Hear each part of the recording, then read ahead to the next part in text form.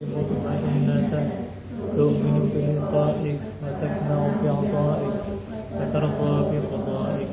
اللهم اجعل نفسي مطمئنة تؤمن بلقائك وتقنع بعطائك وترضى بقضائك.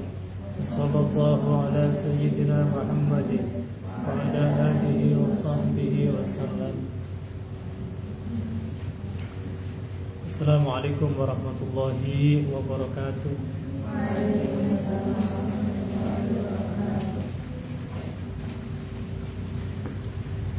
Bismillah, alhamdulillah, wassalatu wassalamu ala rasulillah Sayyidina Muhammad ibn Abdillah. La hawla wa la quwata illa billah. Rabbi shrah li sadri wa yassir li amri wa hlul 'uqdatam min lisani yafqahu qawli. Amma ba'du. Syukur kehadirat Allah Subhanahu wa taala atas anugerahnya, anugerah berupa kesempatan, kesehatan, sehingga kita bisa melanjutkan ta'lim wa ta'allum pada sore hari ini.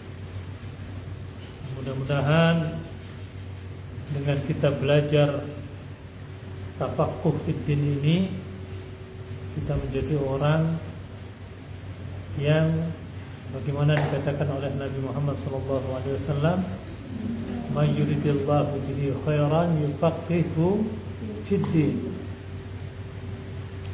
Barang siapa yang Allah kehendaki kebaikan untuk orang tersebut, maka Allah akan berikan kepahaman di dalam ilmu agama.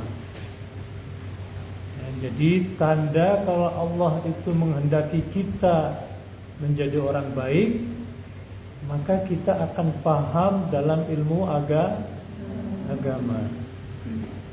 Salah satu usaha agar kita paham ilmu agama, bagaimana caranya? Dengan belajar. Nah, tadi saya bilang, mudah-mudahan belajar kita di sini adalah tanda bahwa Allah itu menghendaki kebaikan kepada kita, insya Allah. Salawat dan salam semoga senantiasa terlimpahkan kepada Nabi Agung Muhammad sallallahu alaihi wasallam, para ustadz, ustadzat, dan juga para santri. Mohon maaf untuk kemarin 2 kali pertemuan ya, kita enggak mengadakan kajian karena ada 1-2 hal. Alhamdulillah baru kita bisa menunjukkan pada sore hari ini, yaitu pelajaran fikih kitab Safinatun Najah karangan Syekh Salim bin Sumer Al-Hadrami. Sebagaimana seperti biasanya kita bacakan surat Al-Fatihah ila hadratil Syekh Musannif Syekh Salim bin Sumer Al-Hadrami, summa ila hadratil masyayikhina wa asatidatina muallimina, khususan Syekh Muhammad Zubair wa ahibati hudriyati, summa ila hadratil abaina wa ummahatina wa ajdadina wa jaddina wa aswajina wa auladina wa talamidina wa ashabina wa ahbabina wa man ahabbana fillah wa man ahsana ilayna wa man awsana bid-du'a wa li kulli niyatin salihah wa ala man aslafana as-salihun wa ila hadratin nabi sallallahu alaihi wasallam. Al-Fatihah. A'udzu billahi minasy syaithanir rajim. Alhamdulillah rabbil alamin. Iyyaka na'budu wa iyyaka nasta'in. Ihdinas siratal mustaqim. Shiratal ladzina an'amta 'alaihim.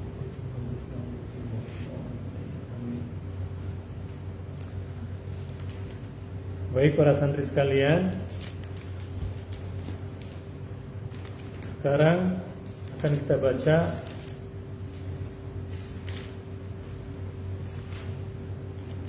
Faslun Al-ma'u qalilun wa kathirun.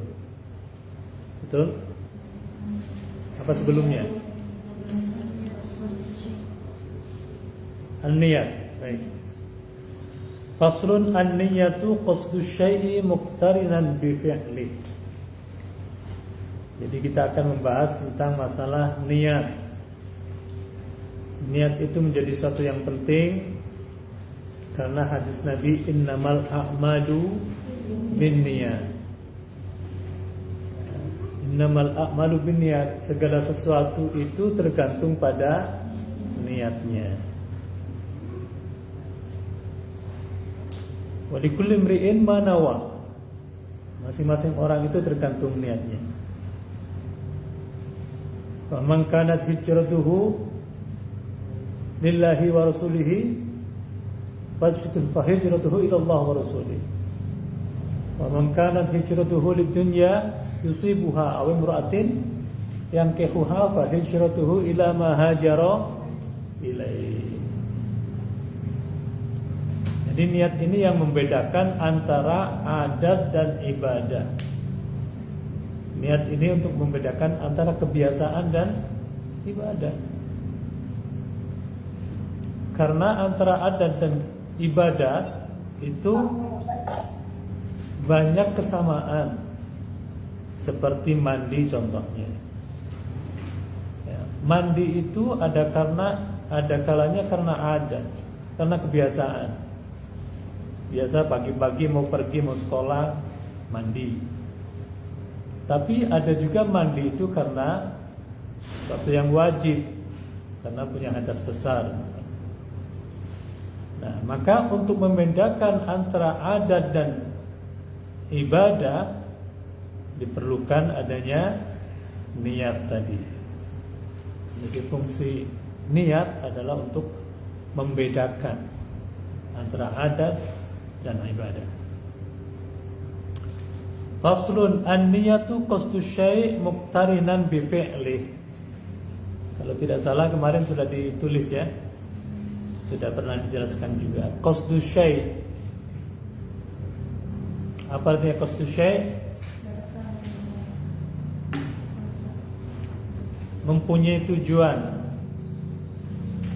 atau menghendaki suatu pekerjaan. Muqtarinan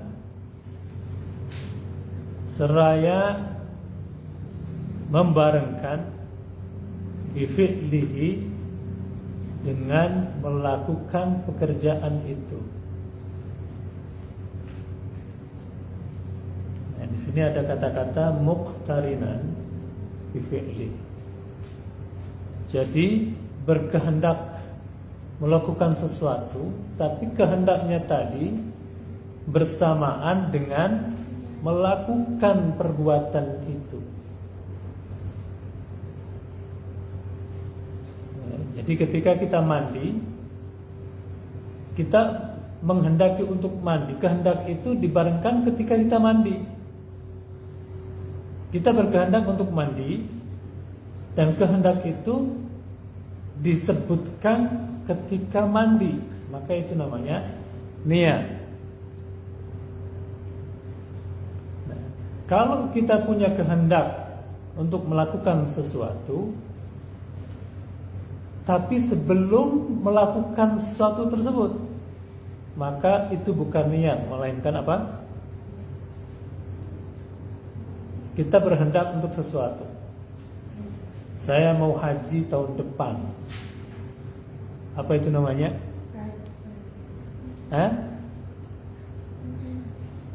Rencana. Rencana bahasa Arabnya azam. Azam. Azam itu rencana. Jadi ingin melakukan sesuatu, ya, tapi tidak dibarengkan dengan perbuatan, tidak dibarengkan dengan perbuatannya. Itu namanya azam.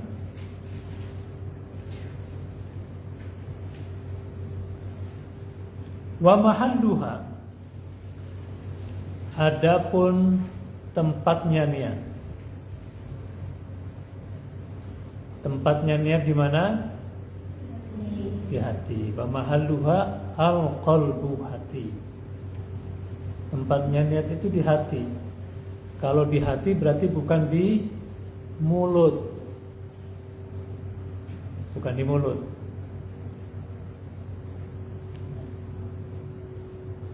Jadi walaupun kalian mengucapkan niat, tapi di hatinya tidak ada niat, maka berarti tidak sah.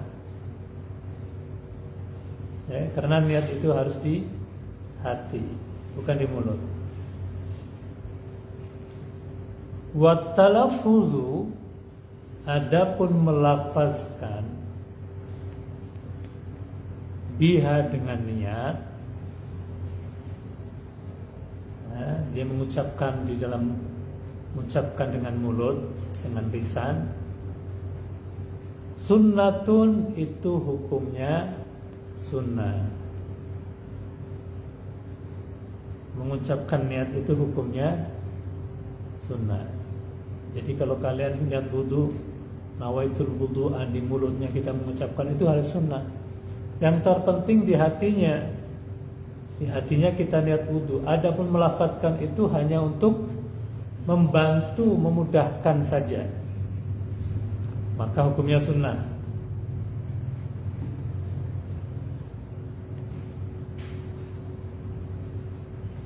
Dan ini berlaku untuk semua ibadah, sholatlah, wudukah, mandi, semua itu niat itu ada di hati. Adapun melafazkan hukumnya sunnah. Talaffuz, usolli fardhu zuhri, ya, mengucapkan di lisan hukumnya sunnah. Yang wajib di hatinya, di hati kita usolli fardhu zuhri. Kadang ada orang ketika melafazkan tidak sama dengan yang di hati. Salat subuh kita usolli fardhu zuhri, lisannya kita mengucapkan usolli fardhu zuhri, tapi hatinya tetap mengatakan usolli fardhu subhi. Ya, maka sah-sah saja. Karena yang dihitung-hitung, yang dianggap adalah yang ada di hati, bukan yang di mulut. Sebab tempatnya niat adalah hati. Wa waktuha, adapun waktunya niat, inda ghusli awwali juz'in, ketika membasuh bagian yang pertama. Ketika membasuh bagian yang pertama. Minal wajhi, dari muka, ya, karena ini hubungannya dengan wudu. Pasal sebelumnya menerangkan tentang wudu, di mana wudu itu harus ada niat. Makanya di sini dikatakan kapan niatnya wudu? Niat wudu itu ketika kita membasuh bagian yang pertama dari wajah. Mau itu bagian atasnya atau bagian bawahnya atau sampingnya, itu boleh. Nah, yang penting bagian yang pertama, ya, karena bagian yang pertama yang harus dibasuh ketika wudu adalah wajah. Dan sedangkan yang namanya niat itu harus dibarengkan dengan fi'li, ya, muqtarinan bi fi'li. Tapi nanti ada beberapa pengecualian, seperti niat puasa. Niat puasa itu bareng dengan puasanya apa tidak? Tidak. Melainkan niat puasa itu harus dilakukan sebelum berpuasa. Puasa itu dari mana? Puasa itu awalnya dari mana? Mulai dari terbitnya fajar sampai terbenam matahari. Ya, terbitnya fajar sampai terbenam matahari. Sementara niat puasa itu sebelum fajar. Bahkan harus dilakukan sebelum fajar. Karena susah kita ngepasin dengan fajar itu susah. Nanti orang harus lihat jam terus, pas kita masuk puasa, masuk fajar baru kita niat bareng. Itu akan susah sekali. Kalau ada jam, kalau nggak punya jam, kalau mendung kita nggak tahu sudah masuk fajar atau belum, maka akan menyusahkan. Sehingga niat puasa itu wajib dilakukan sebelum fajar. Ini khususnya adalah niat puasa fardu. Lain halnya dengan puasa sunnah. Kalau puasa sunnah bisa dilakukan setelah fajar. Mau puasa Senin Kemis malamnya lupa nggak niat, nggak masalah.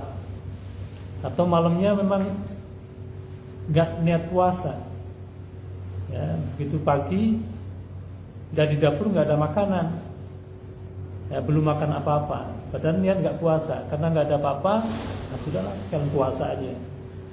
Nah, itu nggak apa-apa kalau puasa sunnah. Tapi kalau wajib harus dilakukan sebelum.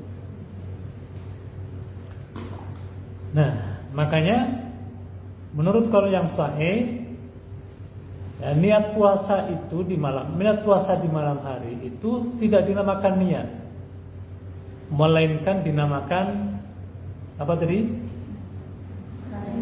Azam. Azam tapi yang qoma maqaman niat. Azam tapi kedudukannya sama dengan niat. Sebab kalau dinamakan niat nanti akan merusak definisi daripada niat. Sebab definisi niat itu harus muqtarinan bi fi'li. Maka kalau orang niat puasa di malam hari itu tetap dinamakan azam, tapi azam ini qoma maqaman niat. Dia menduduki tempatnya niat. Baik, wa waqtuha inda ghusli awal juz' ini minal wajhi. Wa tartibu. Kemudian ya benar wa tartibu ya. Wa tartibu dan tartib. Tartib itu berurutan.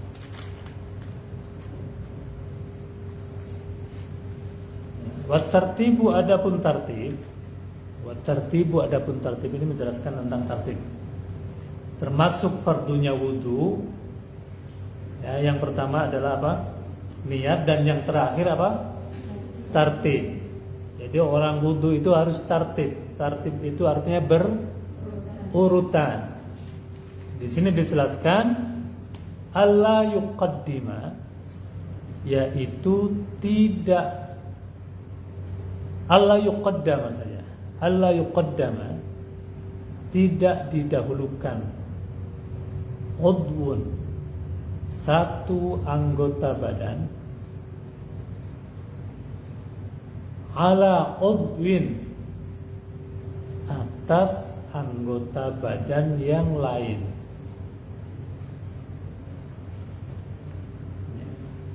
Jadi kalau dalam bahasa Arab itu ketika ada dua isim nakirah disebutkan dua kali, maka ats-tsani ghairul awwal. Kalimat yang kedua artinya tidak sama dengan kalimat yang pertama. Ya. Ini adalah lafaz udwun ala udwin. Allah yuqaddama udwun ala udwin, udwun nakirah, udwin nakirah. Berarti arti udwun yang kedua tidak sama dengan udwun yang pertama. Makanya udwun yang kedua itu saya artikan anggota badan yang lain. Ya, kalau dalam Al-Quran, inna ma'al usri yusran, inna ma'al usri yusran. Fa inna ma'al usri yusran, inna ma'al usri yusran. Itu. Jadi kalau disebutkan ada isim ma'rifat disebutkan dua kali, ats-tsani huwal awwal. Ya, di kalimat yang kedua artinya sama dengan yang pertama. Ini kalau makrifat. Tapi kalau nakiro, ini kalimat yang kedua artinya tidak sama dengan pertama. Sehingga ketika ada lafaz inna ma'al usri, ya, ini al usru disebutkan dengan makrifat. Yusran disebutkan dengan nakiro. Kemudian diulang lagi inna ma'al usri yusra. Al usru disebutkan makrifat, al yusran disebutkan nakiro. Berarti usrun yang kedua artinya sama dengan usrun yang pertama. Dan yusrun yang kedua tidak sama dengan yusrun yang pertama. Artinya bagaimana? Apa artinya inna ma'al usri yusran? Sesungguhnya beserta satu kesusahan yusron ada kemudahan. Dan sesungguhnya beserta satu kesusahan yang itu tadi yusron itu ada kemudahan yang lain gitu. Jadi satu kesusahan kemudahannya itu banyak. Artinya begitu. Ya, jadi satu kesusahan itu ada beberapa kemudahan. Baik. Di sini dikatakan alla yuqaddama udwan. Tartib itu tidak mendahulukan satu anggota badan ala udwin atas anggota badan yang lain. Artinya ketika wudu kaki, membasuh kaki posisinya di akhir, membasuh muka posisinya di awal. Maka nggak boleh dibolak-balik. Kaki dulu dibasuh, kemudian baru basuh muka, nggak boleh. Tapi harus tertib, harus berurutan. Ya, dari membasuh muka, kemudian membasuh tangan, kemudian mengusap kepala, dan terakhir membasuh kaki. Itu harus tertib berurutan, tidak boleh dibolak-balik. Baik, itulah yang dinamakan dengan tertib. Ya, paham semuanya masalah wudu? Insyaallah mudah-mudahan paham semuanya.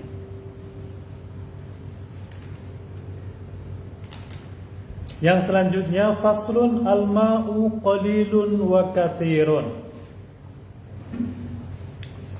Al-ma'u adapun air. Qalilun itu ada air yang sedikit. Wa katsirun dan ada air yang banyak. Air itu ada yang sedikit, ada yang banyak. Nah, kemudian yang dimaksud air sedikit itu bagaimana? Yang dimaksud air banyak itu bagaimana? Al-qalilu, adapun air yang sedikit, ma adalah air dunal kullataini, yang kurang dari 2 kullah. Air sedikit itu air yang kurang dari 2 kullah. Kullah itu apa kullah? Kullah itu al-jarrah al-azimah. Ya, tempayan yang besar. Tahu tempayan? Apa bahasa lain tempayan apa? Jolang. Tahu jolang? Wadah air, kendi. Kalau kendi kan kecil. Kalau besar namanya tempayan. Biasanya terbuat dari tanah liat biasanya. Nah, itu namanya kula.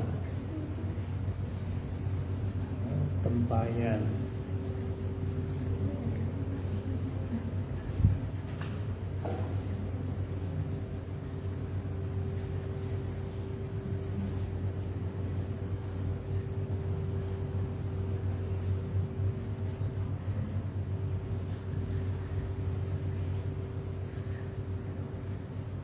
Nah, ini namanya tempayan nih. Ya. Akan Karena orang dulu itu untuk menampung air dia menggunakan tempayan, ya, namanya kula.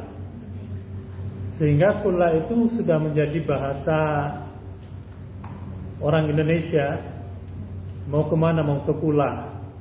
Nah, karena ada tempat air namanya kula. Nah, kula ini terjemahannya adalah tempayan. Nah, air sedikit, nah ini satu kula itu segini, ya, artinya kan berarti banyak. Madunal kullataini, kurang dari 2 kula. Berarti kita harus tahu kula itu seberapa. Ya, 2 kula itu banyak versi. Pendapat para ulama berbeda-beda. Ada yang mengatakan 2 kula itu 215 liter. Ada yang mengatakan 270 liter. Ya. Kalau kita lebih hati-hati, kita yang ikut pendapat 270 liter. Itu berarti air banyak, 270 liter. Ya, jadi kalau kurang 270 liter namanya air sedikit. Nah, kenapa kita mesti tahu mana yang dinamakan air banyak dan air sedikit? Karena nanti akan berbeda hukumnya antara air yang banyak dengan air yang sedikit. Wal kathir, adapun air yang banyak, kullatani, adalah air 2 kula. 2 kula berarti 2 tempayan. Fa'aktsaro, atau lebih, 2 kula atau lebih, itu baru dinamakan air banyak. Tapi, nah di sini fungsi kita tahu mana air banyak dan air sedikit. Al-qadilu, adapun air yang sedikit, yatanajjasu, menjadi najis, menjadi mutanajis sebenarnya. Al-qalilu, adapun air sedikit, yatanajjasu, menjadi mutanajis. Air yang terkena najis namanya mutanajis. Air yang sudah dipakai untuk bersuci namanya mustakmal. Jadi kalau air najis itu contohnya air kencing, nah itu memang air najis. Najis tapi berupa air. Kalau air yang terkena najis dinamakan mutanajis. Jangan salah ya. Al-qalil, adapun air yang sedikit, yatanajjasu, menjadi mutanajis, biwuqu'in najasati, dengan jatuhnya najis, fihi, di dalam al-qalil. Jadi kalau air sedikit, air yang kurang dari 2 kula, kalau kejatuhan najis, maka airnya menjadi mutanajis. Nah, air yang mutanajis itu hukumnya seperti najis.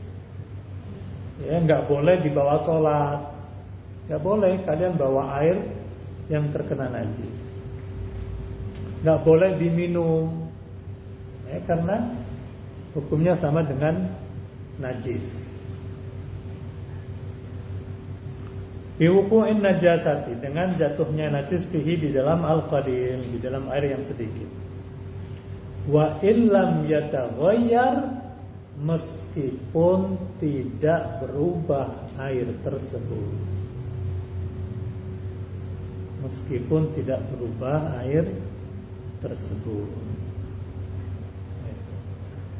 Ada air 1 ember, kemudian ada tikus mati masuk ke dalamnya, kejatuhan bangkai tikus. Tikusnya baru mati, kan nggak bau, ya, airnya tidak berubah, masih tetap jernih, masih tetap bersih, ya. Tapi tetap hukumnya mutanajis. Najis nggak bisa untuk dipakai bersuci, nggak bisa dipakai wudhu, nggak bisa dipakai mandi, dan juga nggak boleh diminum.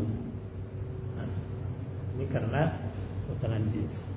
Walau lam yataghayyar, wa illam yataghayyar, walaupun airnya tidak berubah. Wal ma'ul katsir, adapun air yang banyak, la yatanajjasu, tidak menjadi mutanajis ketika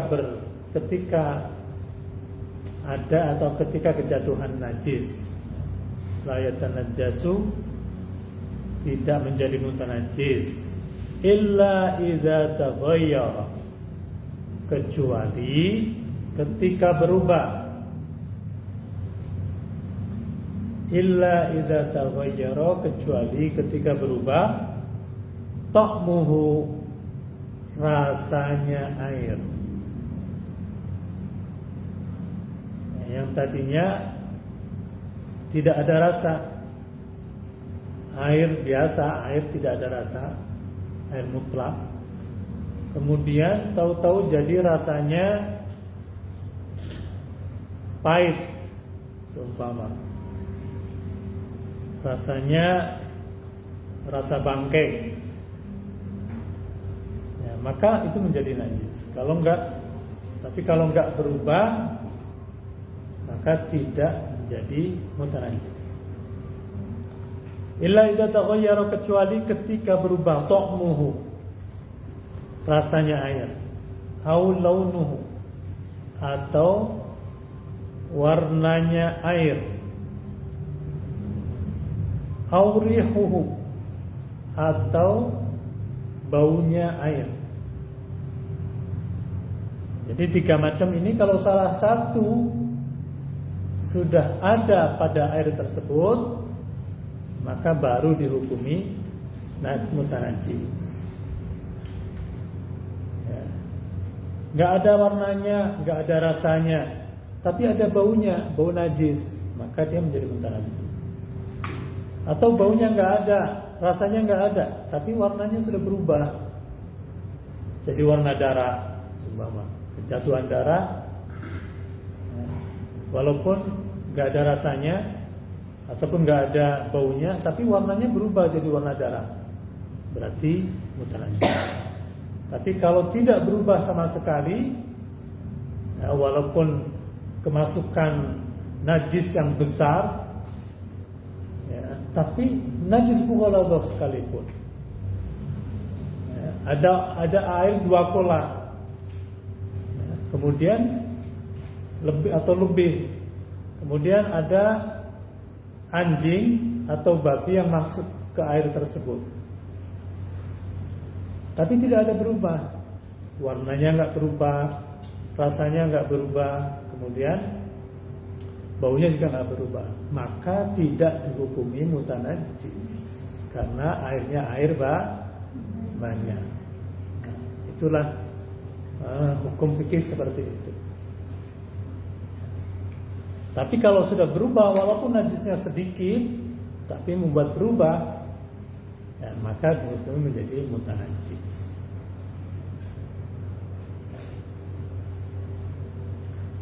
Paham sampai di sini?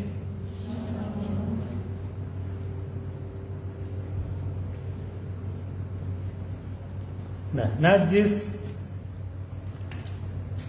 itu ada yang namanya najis mukhaffafah,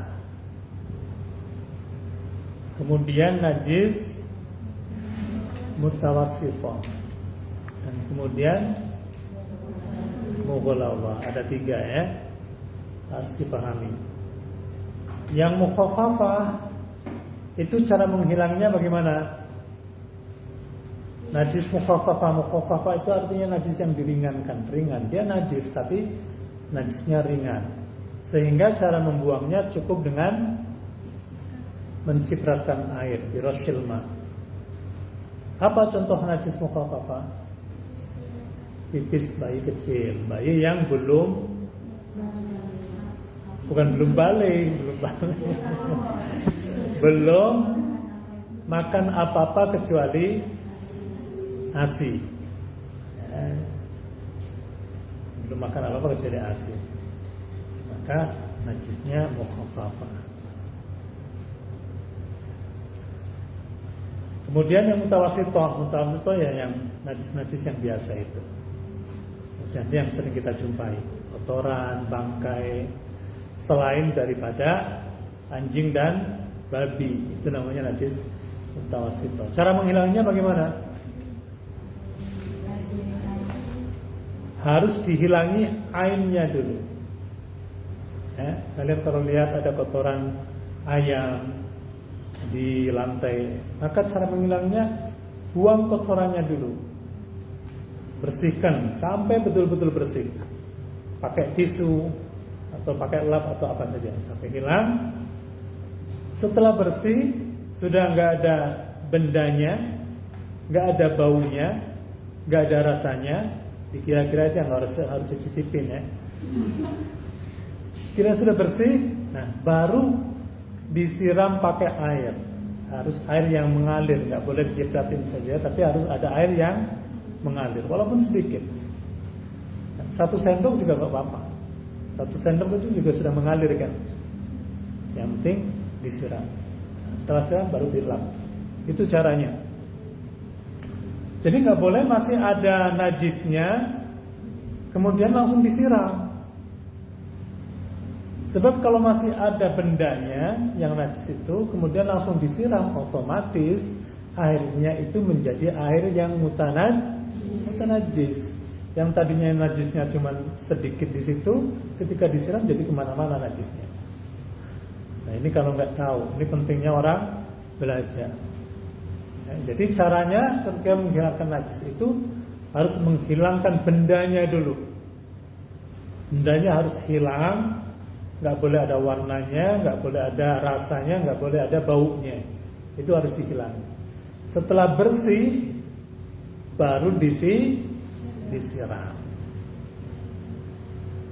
Nah, air bekas siraman tadi, ya itu maka namanya menjadi air mustakmal, bukan mutanajis. Ya. Jadi kalau bendanya itu sudah hilang, rasanya, warnanya, kemudian apa tadi, baunya sudah hilang, ya sudah bersih, tapi belum dikasih air, belum disiram, itu masih dihukumi najis, namanya najis hukmiyah. Najis hukmiyah. Artinya apa? Secara hukum itu masih najis. Kalian nggak boleh sholat di atasnya, walaupun sudah bersih, sudah dilap, tapi belum disiram. Nah, maka hukumnya masih najis, nggak boleh kalian sholat di atasnya. Nah, akan menjadi bersih ketika sudah disiram pakai air yang mengalir. Paham ya? Harus paham. Ini suatu yang sangat penting karena sering terjadi, kita sering lihat mungkin ada najis di karpet, ada najis di lantai, sering kita temui. Nah, kemudian lagi ada najis yang makfu. Najis tapi makfu. Makfu itu artinya apa? Dimaafkan. Seperti apa najis yang dimaafkan? Najis yang tidak kelihatan oleh mata. Contoh, najis yang dibawa lalat. Lalat itu suka hinggap di mana? Kotoran. Lalat suka hinggap di kotoran, kotoran manusia, kotoran hewan. Ya, habis dia hinggap di kotoran, dia hinggap di baju kita. Sering nggak seperti itu? Sering. Dia bawa kotoran, bawa najis nggak? Bawa pastinya kan? Tapi kita nggak tahu, nggak lihat. Maka walaupun najis itu dihukumi makruh, dimaafkan. Jadi nggak apa-apa. Kalau kita lagi sholat tiba-tiba ada lalat yang menghinggapi kita. Ataupun lagi itu adalah binatang yang tidak mengandung darah yang mengalir. Ya, itu juga ketika masuk ke air yang sedikit, maka tidak dihukumi mutanajis airnya. Contoh, ada air segelas, ya, air segelas, kemudian tiba-tiba ada kecoa mati masuk ke gelas. Ya, ini air segelas, namanya air qalil apa air kathir? Qalil. Kecoa yang mati jadi bangkai, najis apa bukan? Najis. Tapi ketika masuk ke air yang segelas tersebut, maka airnya tidak dihukumi mutanajis. Ya, sebab kecoa tadi dimakfu. Tapi meskipun dimakfu, ini hanya dimakfu ketika masuk ke air, tidak dimakfu ketika kalian sholat. Paham? Artinya bagaimana? Kalian kalau sholat nggak boleh sambil bawa kecoa mati, nggak sah sholatnya. Ya, jangankan kecoa terlalu besar, semut mati kalian nggak boleh bawa ketika sholat. Ya, semut mati nggak boleh. Kutu mati nggak boleh kalian bawa. Ada yang banyak kutunya, ya. Kalau udah mati harus dibuang, nggak boleh dibawa sholat. Ya, jadi ada yang dimakfu itu ketika di air, ya, tapi nggak dimakfu ketika sholat. Ada yang dimakfu ketika sholat, nggak dimakfu ketika di air. Ada juga. Contohnya apa? Darah. Darah najis atau bukan? Najis. Darah yang sedikit, kalau sedikit ya, kalian terkena darah yang sedikit itu nggak apa-apa sholat, makfu. Contohnya darah bekas nyamuk. Darahnya ya, bukan nyamuknya. Kan sedikit. Maka kalian sholat, ada darah bekas nyamuknya, atau di baju mungkin ada darahnya sedikit, nggak apa-apa, sah-sah saja. Tapi ketika darah sedikit itu masuk ke air yang sedikit, maka airnya menjadi mutanajis. Nah, begitu. Jadi ada makfu itu di air, ada yang makfu dibawa sholat saja. Baik, paham ya? Mudah-mudahan paham semuanya dan mudah-mudahan hafal, nggak lupa. Yang selanjutnya, faslun mujibatul ghusli sittatun. Wallahu a'lam bishawab. Selanjutnya untuk pertanyaan. Silakan yang mau bertanya.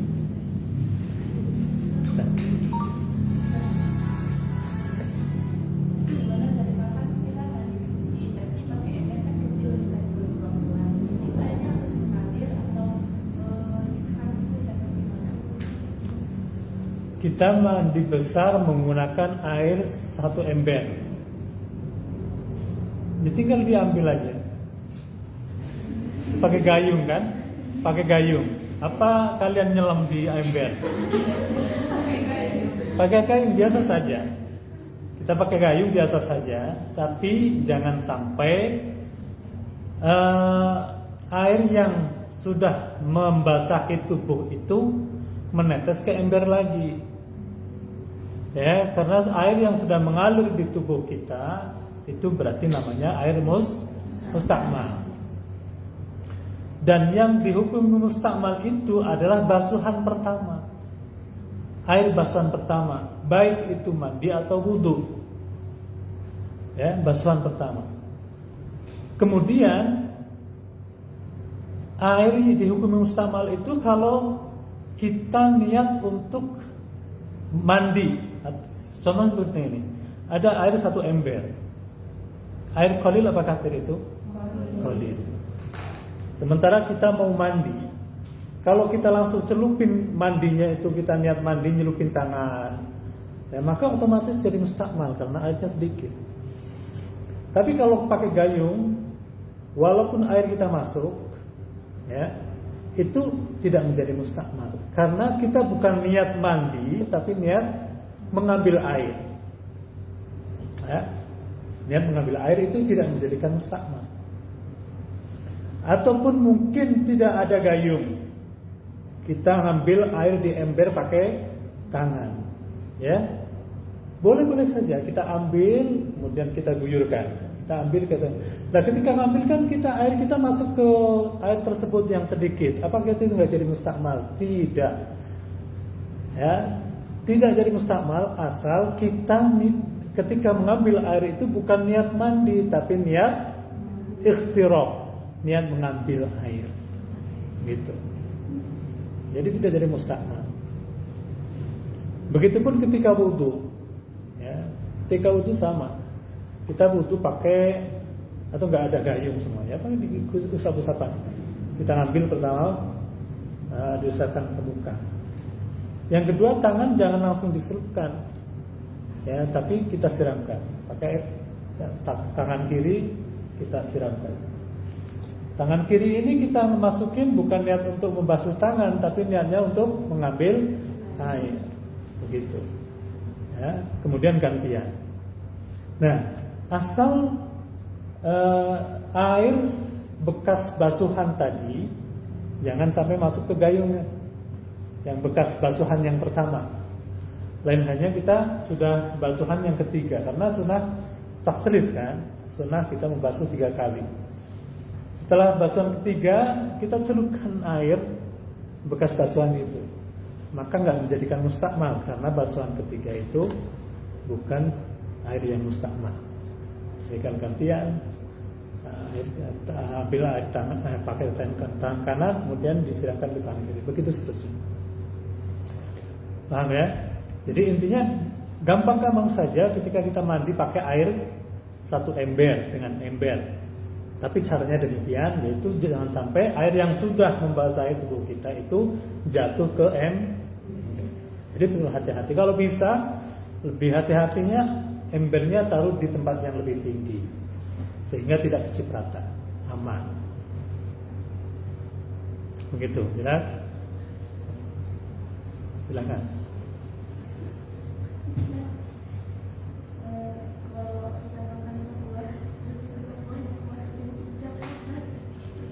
Masuk makan sebuahnya kemasukan cicak, maka cicaknya jangan dimakan pertama.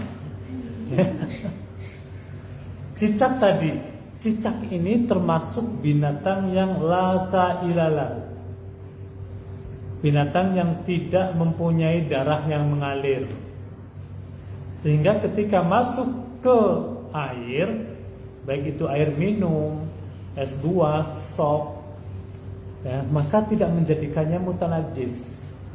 Cukup dibuang cicaknya, lanjutkan makan. Gitu.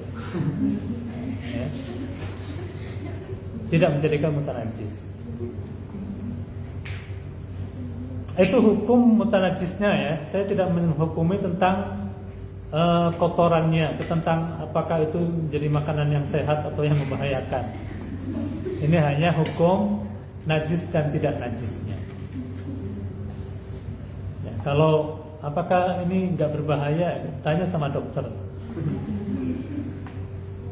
Paham ya? Jadi nggak apa-apa, buang saja sisanya, tidak menjadikan air tersebut menjadi najis, walaupun airnya cuma 1 mangkok. Ada lagi? Silakan.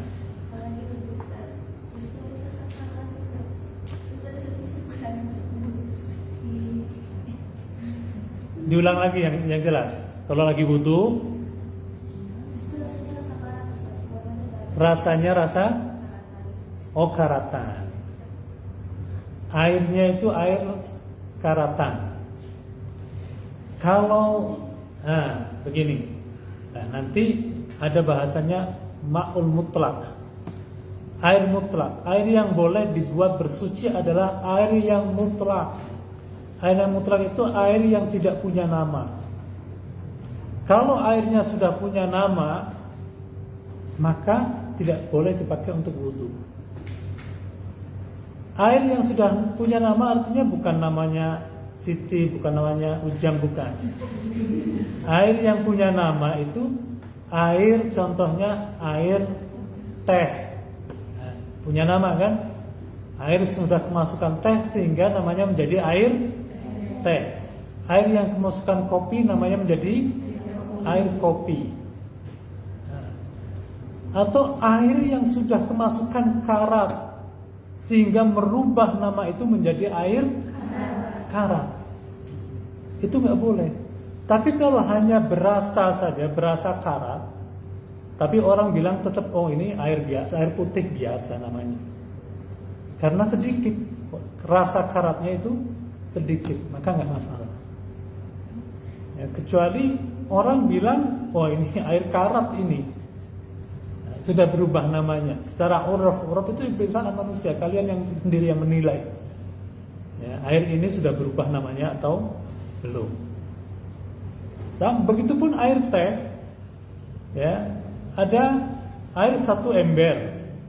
Kemudian kalian siram teh 1 sendok.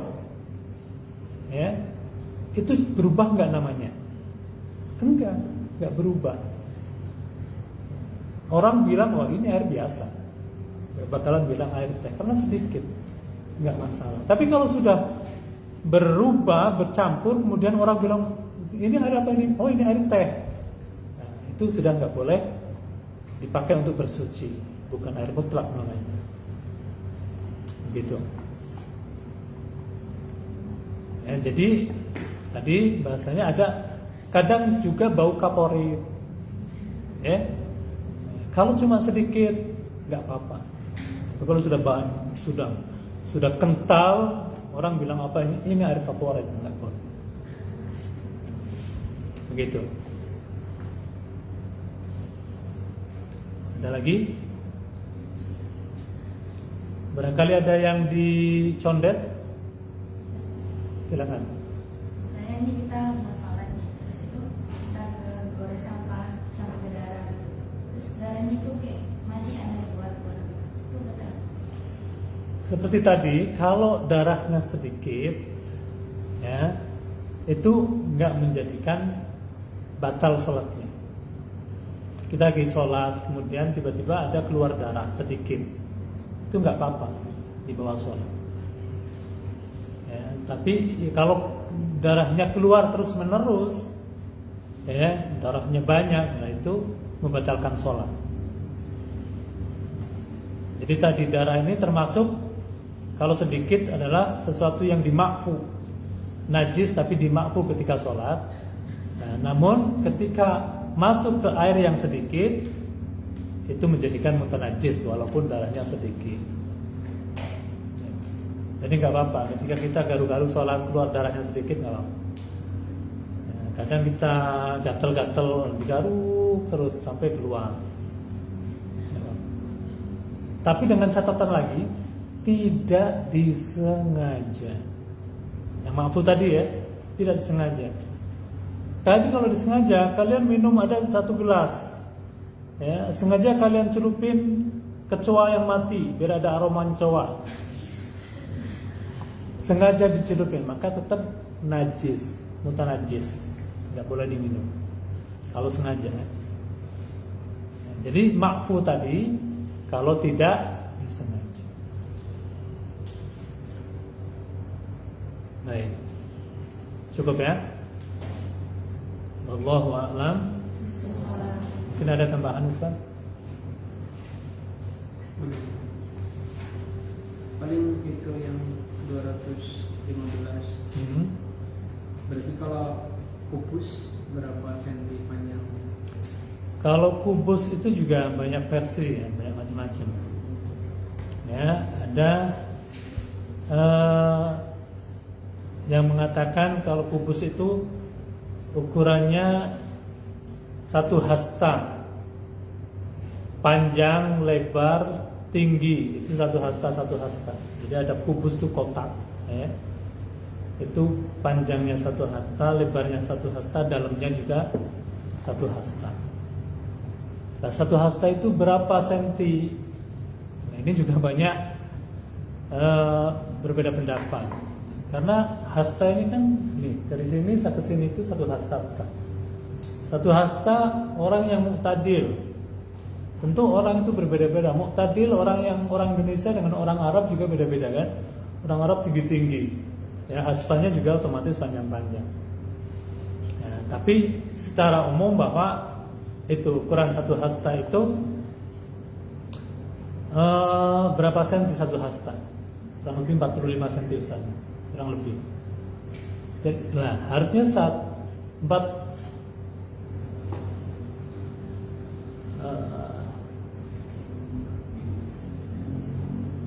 kalau ukurannya 1 hasta apa 1/4? 1/4 hasta kalau nggak salah. 1/4 hasta. Ya. 1/4 hasta itu ada yang mengatakan 91,8 cm. Jadi panjangnya 91,8 cm, tingginya 91,8 cm. Dalamnya juga lebarnya juga 91,8 cm.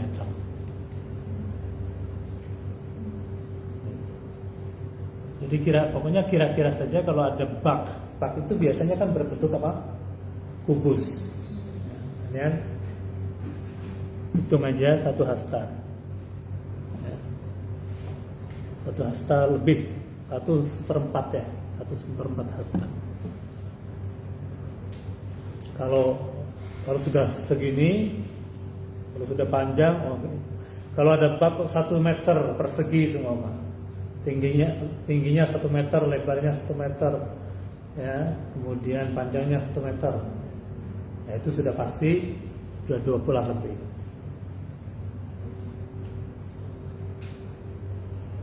Wallahu a'lam bishawab. Ya Rabbana i'tarafna bi annana i'tarafna wa annana ashrafna fatub alaina tauba tasir likulli hawban astur lana aurati wa aminir ru'ati Rabbi wa mawlidina والإخوان وسائر البلاد وكل ذي محبة أو جيرة أو صحبة والمسلمين أجمع آمين يا رب اسمع فضلا وجودا منا لا باكتساب منا بالمصطفى الرسول نرضى بكل سود صلى وسلم ربي عليه عد الحمد وآله وصحبه الحمد لله في البدء والتنادي الحمد لله في البدء والتنادي. Ini kelihatannya sudah sedikit santrinya. Berapa santri? Berapa? 16. Tadinya 18 ya. Ini 16 ikut semua ini. Ada yang ikut. Baik. Subhanakallahumma bihamdika asyhadu an la ilaha illa anta astaghfiruka wa atubu ilaik.